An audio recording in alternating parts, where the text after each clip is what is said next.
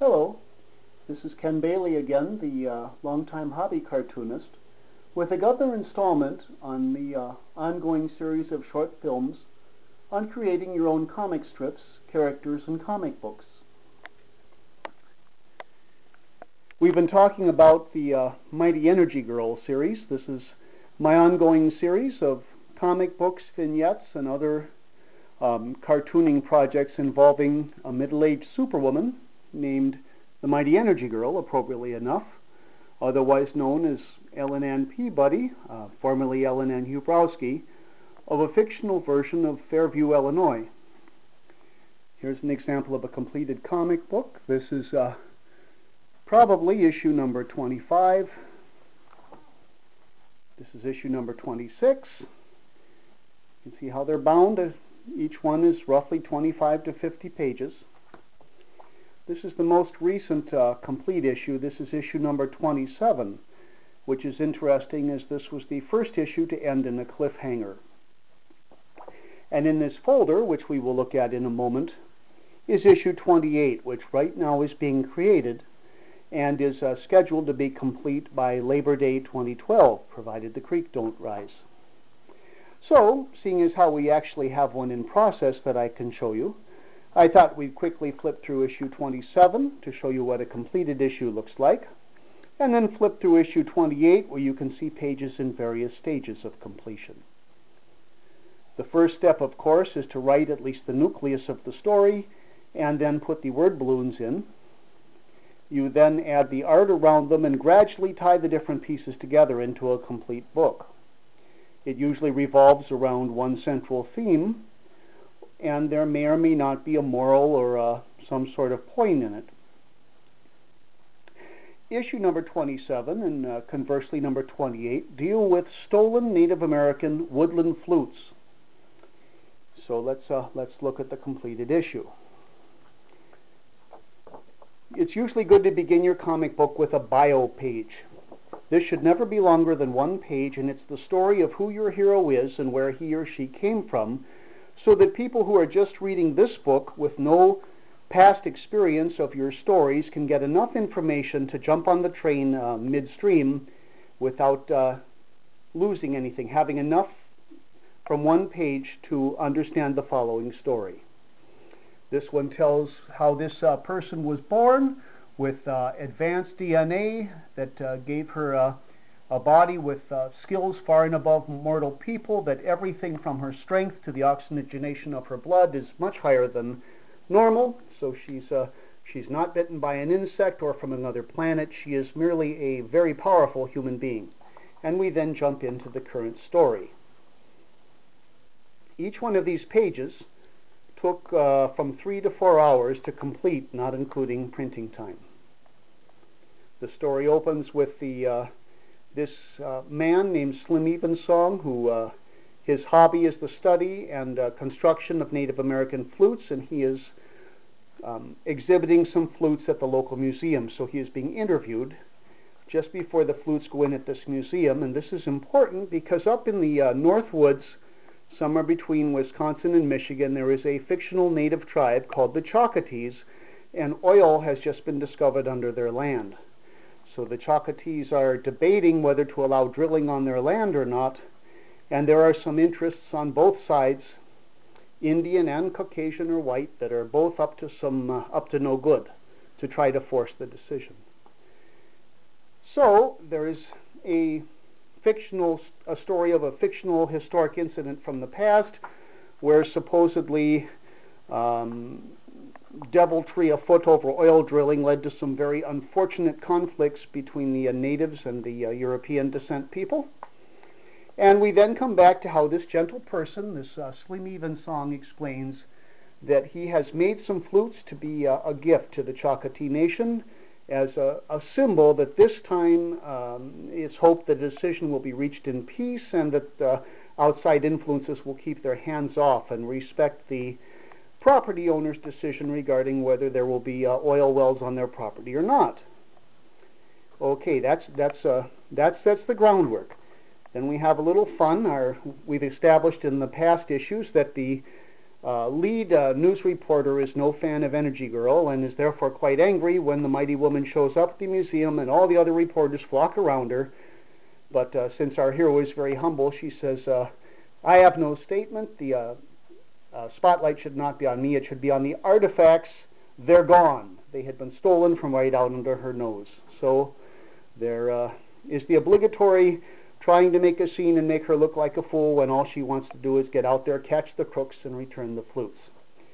We then, I like trains, and so she hops a train, quite literally, for the North Woods.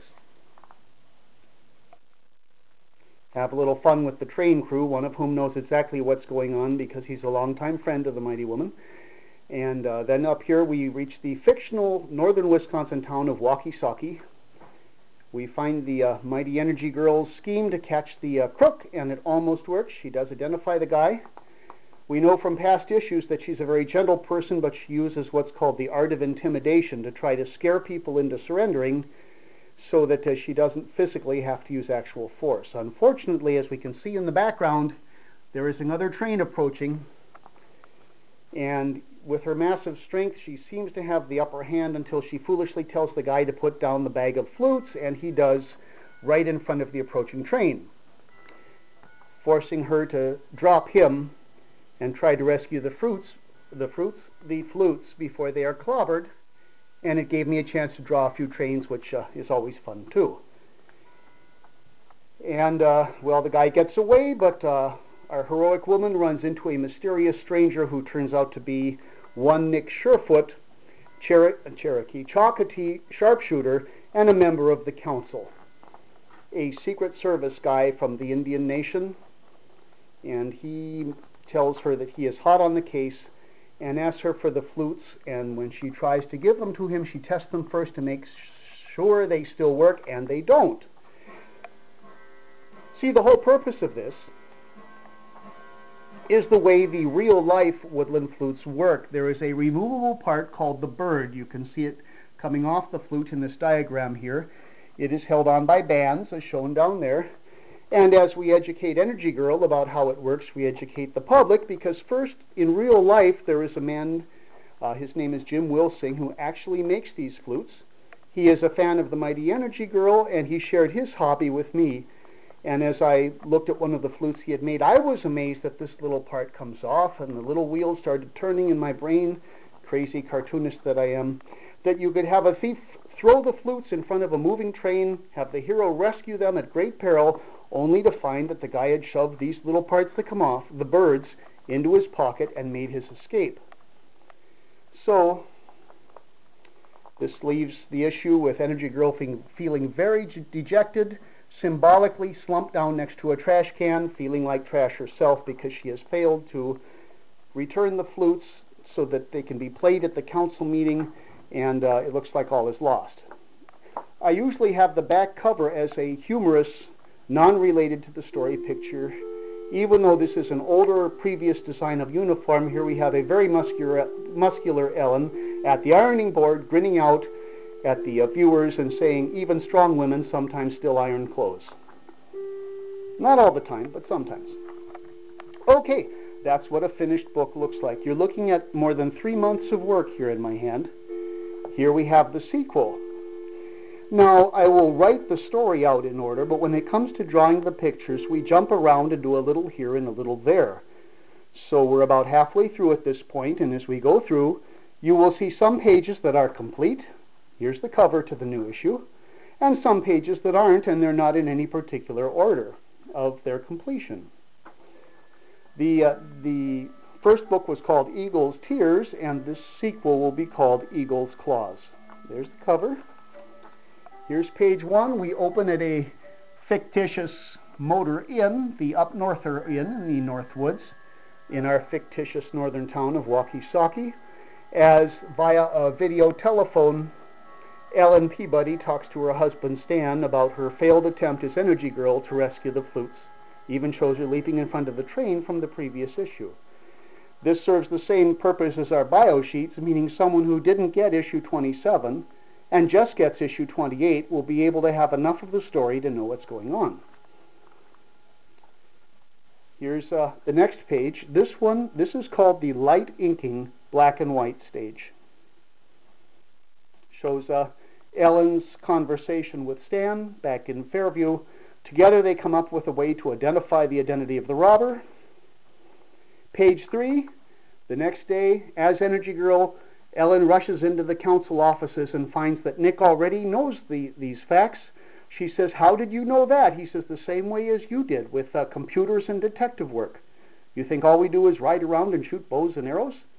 Nick has a very lively sense of humor as well.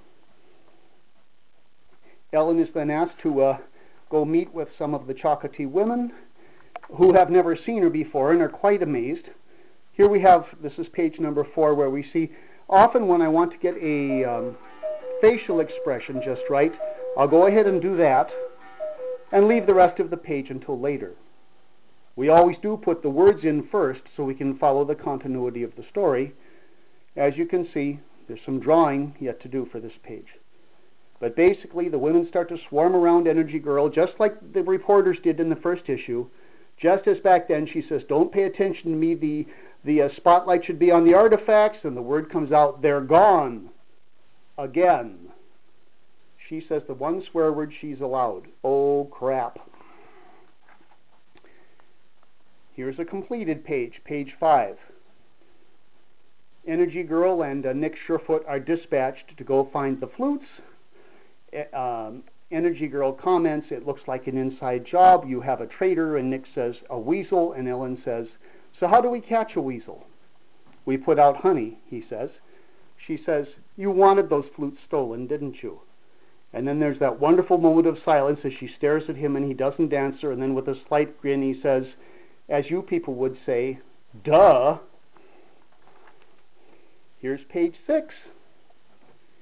On the top we have light inking. You can see the sparse inking on the drawings. On the bottom we have heavier inking, at least on the Energygirl character, but you can see the background and the color has not fully been added yet. Generally, for the boxes of words, we add color to narrative to show this is not a person speaking, but rather just narration. Persons speaking are in white. The rest of the book follows Energygirl and Nick Surefoot as they track the villain into a blind canyon, trick him into letting go of the flutes, and overpowering him before he can destroy the birds, but not without a tremendous battle. Once again, the classic contrast between Ellen's physical strength and the villain's very quick-witted thinking. Few pages here that are all finished and ready to go to the printers. Then we get to one that's not.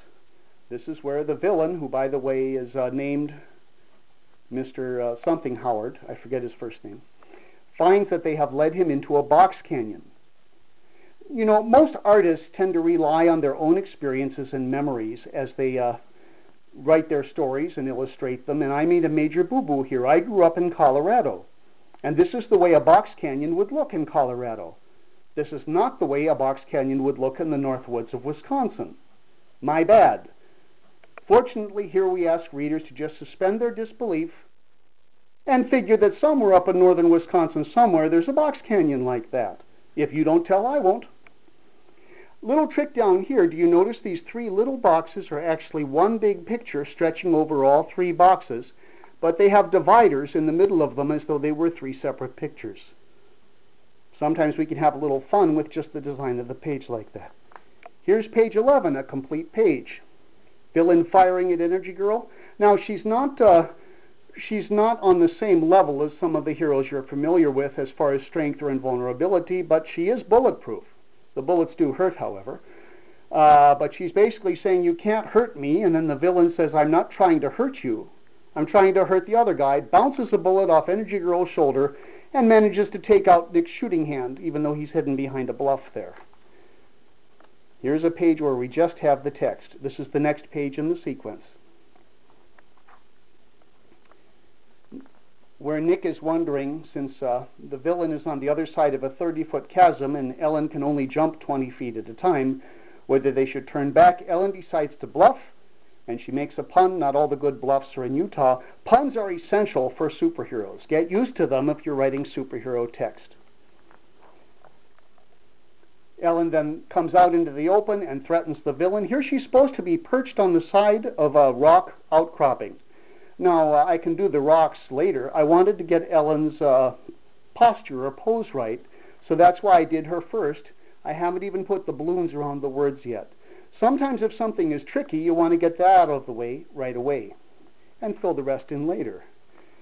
Here the villain reveals he's got a small flamethrower. He throws the bag of the flute birds into the air to toast them. Ellen is forced to leap across the canyon.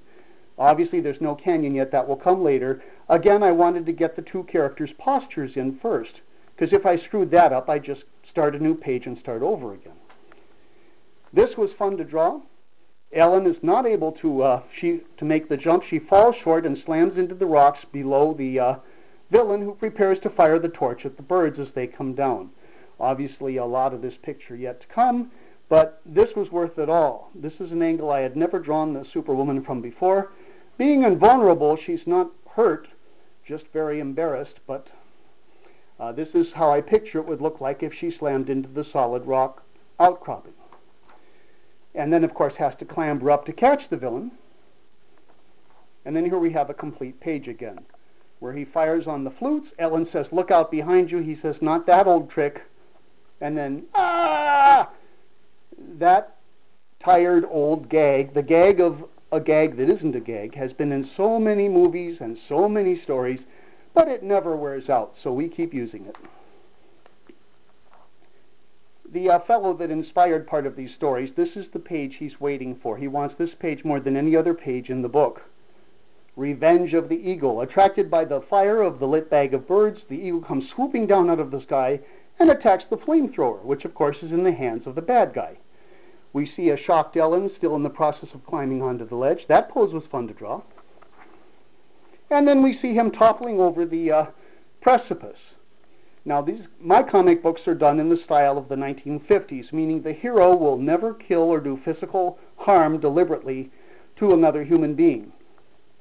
However, the villains sometimes are very good at doing themselves in, and that's what happens here. Some of us can call the following story, in which the surviving heroes express grief over the tragic loss of the villain, as the Poor Blighter page. So here's a Poor Blighter page. Again, we have Nick still nursing his wounded shooting hand, saying maybe justice was done by nature, and Ellen saying, well, it's still very sad when somebody's life is wasted. The other two panels are not nearly as fun to draw. They'll come later. The last two pages involve E.G. getting back on the train to go back to Fairview, and her humorous goodbye with Nick Surefoot. Still in the black and white stage, the final humorous page is not yet done. You either have to think up some new gag to use or pull something out of the archives. So, that's your sneak peek at the Mighty Energygirl number 28. Most of the readers read these with no charge on the web, but the fellow that inspired these is anxiously waiting to see how it comes out, as are the other ones who finished reading issue number 27. I wanted to share both with you to again show you that cartooning, even if it's just a hobby, comic book creation is fun. Now, for those of you so inspired, get out your pencils and get to work. This is Ken Bailey. Good night.